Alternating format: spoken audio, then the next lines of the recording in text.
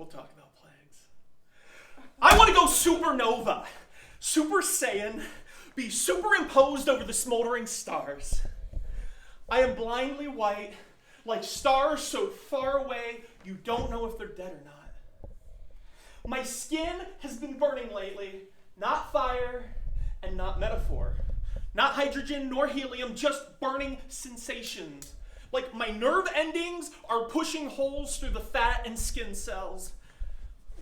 Shaking, palpitations, reflux. My mind can no longer tell the difference between the side effects listed in pharmaceutical commercials and the aspirations of my hypochondria.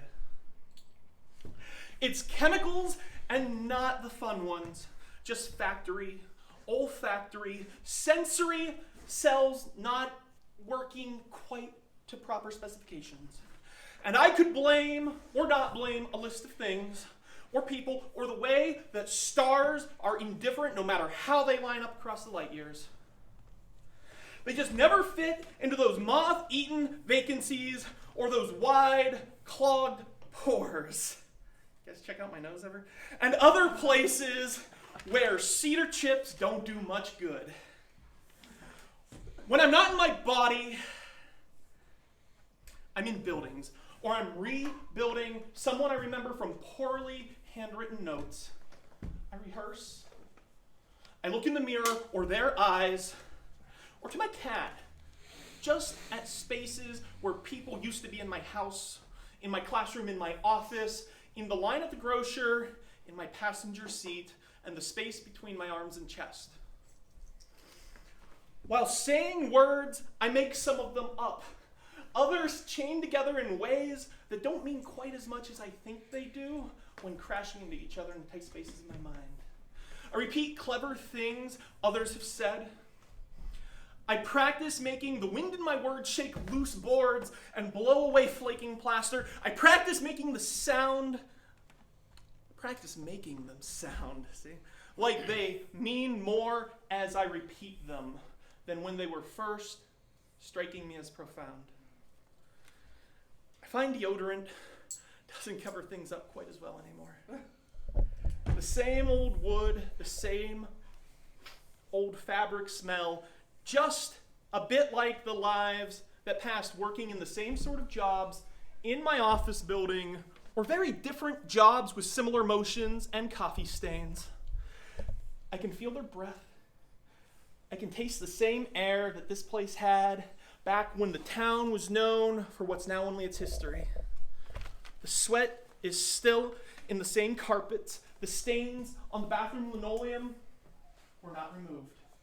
I won't forget how I feel in my body in this building. The words aren't always spoken, the same repeated lessons, sometimes to new students and sometimes to the returning, are role play. An instructor doubles down, breaks it down more slowly. He says the same things with different intonation. The blank looks may need caffeine or another phrasing. It may be a hung-over expression. It may be the alarm didn't go off. We all don't give a damn sometimes.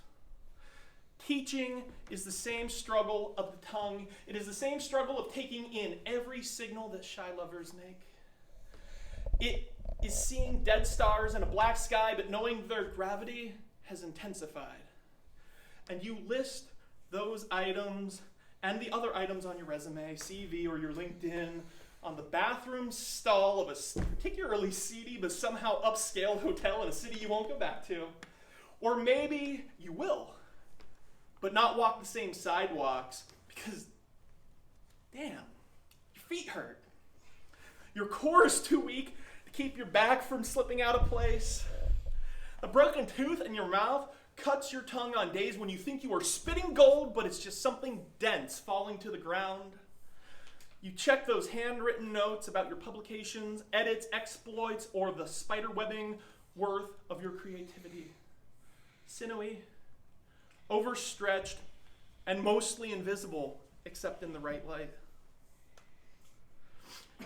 You check those, food tastes a bit more like artificial flavoring. Smiles aren't as elastic. Your eyes don't really focus on anyone you're talking to. The fireflies grow dim.